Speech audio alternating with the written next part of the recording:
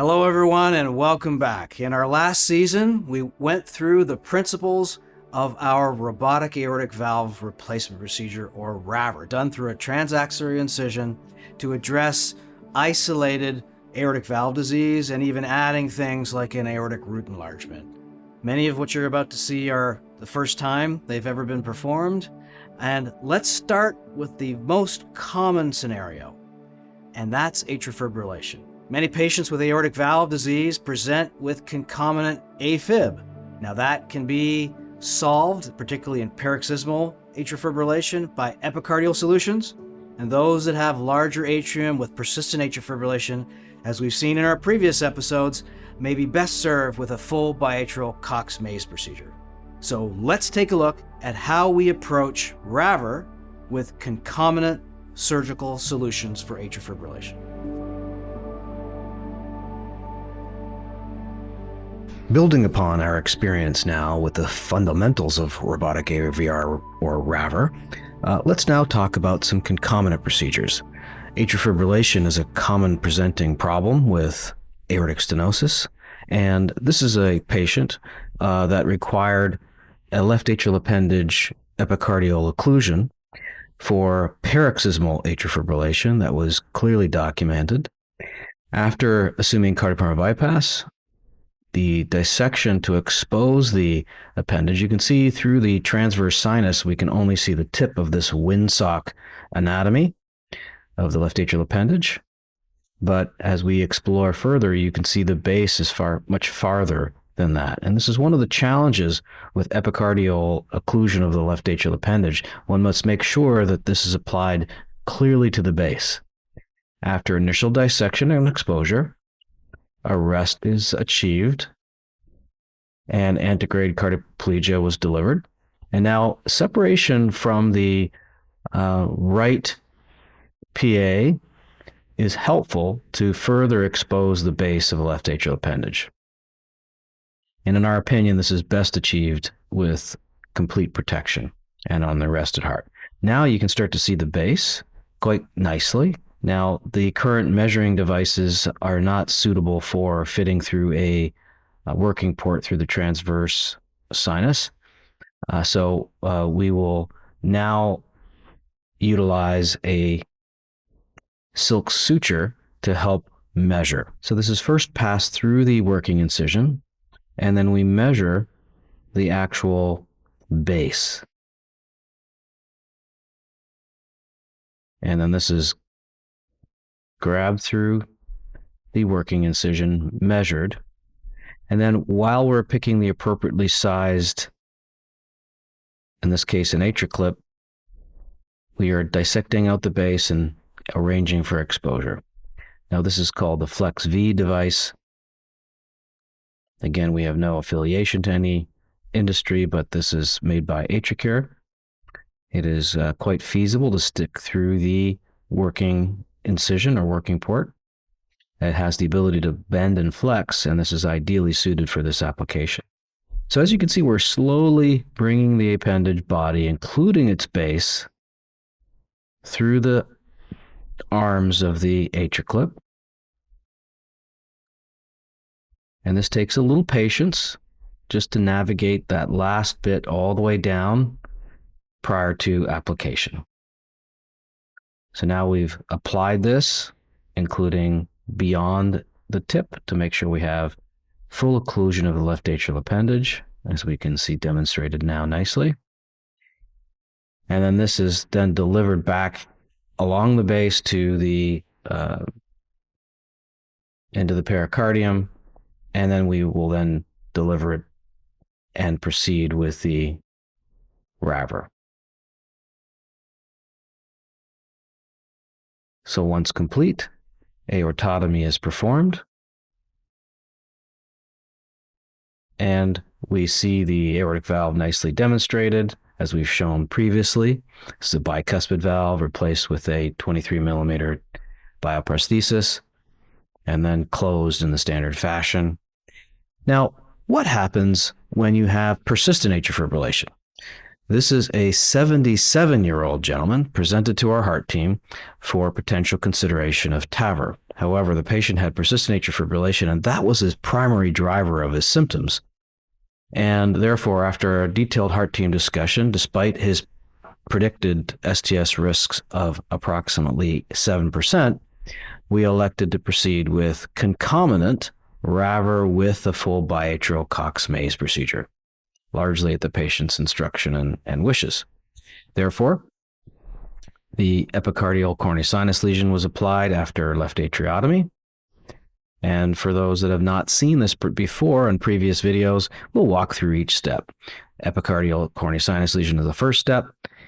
The endocardial inferior box lesion to transmurality. These lesions are all applied for 3 minutes, extending into the left atrial appendage, showing complete absence of any tissue gaps, an advantage of the robotic approach. And then we proceed with the superior box lesion, noting, remember, this is posterior and low at the level of the pulmonary veins to provide appropriate alignment. And what I'm showing here is Bachman's bundle. And what's very important is that in a sternotomy approach where you're looking anterior to posterior, it is common and understandable that the lesions are placed potentially aligned with Bachman's bundle, where we want to really avoid that to avoid junctional rhythms. Also, the tension on the pericardium avoids the risks of freezing the phrenic nerve. So now after the box lesion is performed, we'll then perform the mitral line that is directly opposite the epicardial coronary sinus lesion. And following this, we'll place the vertical atriotomy away from the mid-right atrial body, which is noted here. So this is usually on the caudal third of the right atrium. This patient had a previous pacemaker, and this was placed for a sick sinus. And here we get surprised a little bit in that you always have to be hypervigilant when you're making the atriotomy to not get close to the right atrial lead. As we can see, it's in a slightly different position today. So you always have to make sure that your lesions do not jail it. We finished the tricuspid line. Now the SVC line, again, we do not snare for our right-sided lesions. You can see we have an excellent bloodless field with appropriate cannulation strategies, as we've already outlined. And then the right atrial appendage lesion, done in parallel with the inferior box lesion and away from the right atrial lead. And then following this, the IVC line.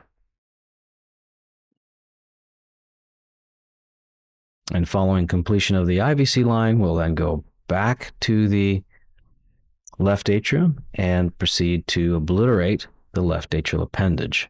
As noted earlier, but for those that have seen this for the first time, this is not a purse string, but this is a 2-layer obliteration incorporating the body of the left atrial appendage, as you can see here, through almost like an accordion style repair for the first layer. As one can imagine, this completely obliterates the space. And following that, a second layer. For the surgeons, this is a Lambert-like stitch that not only closes, but also imbricates the left atrial wall.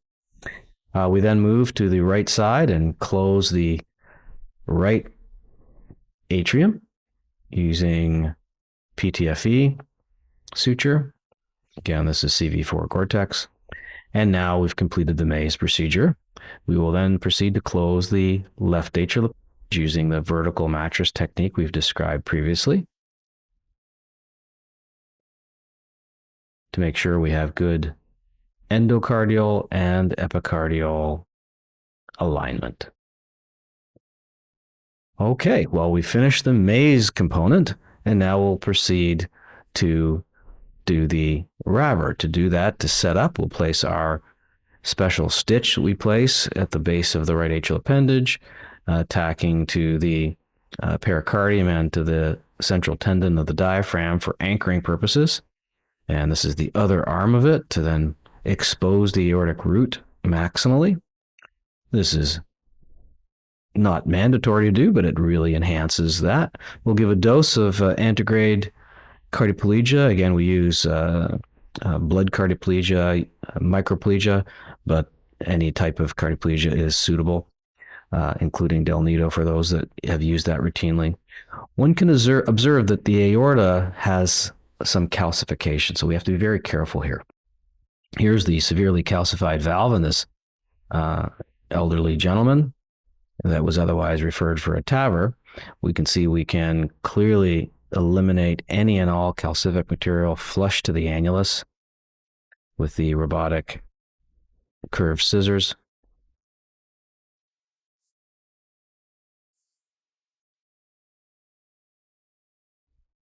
We'll then commence suture placement, starting at the left non-commissure from the ventricular side without pledgets. Then the left-right commissure. Now the suture's brought anteriorly through the working incision, starting at this point.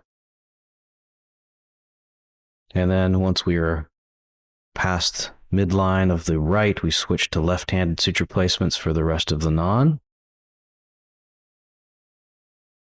keeping the camera central and coaxial to the orifice. Okay, then the sutures are placed through the bioprosthesis, and that is then lowered into place. That's true sized in this patient. So we secure the sutures now with the suture fasteners, examine a well-seated valve, and now carefully, because there's some sclerosis of the aorta, we have to navigate calcium as we close the aortotomy. For many surgeons watching that are experienced, this is commonplace in elderly patients. We just have to be careful. And we complete the aortotomy and then deliver antegrade to make sure we have a secure aortotomy, and then wean from cardiopulmonary bypass accordingly.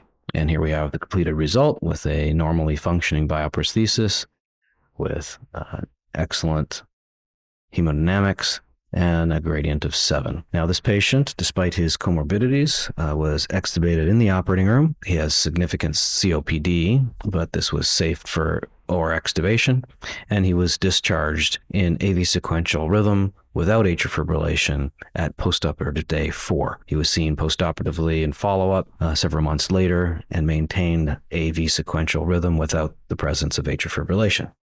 So this demonstrates the ability to manage atrial fibrillation concomitant with aortic valve disease, and that's something that we can do in patients still perform robotically instead of isolated TAVR or isolated SAVR. So even with a minimally invasive approach, we can provide a complete solution that perhaps will help our heart team assessments as we deal with these patients with increasing frequency.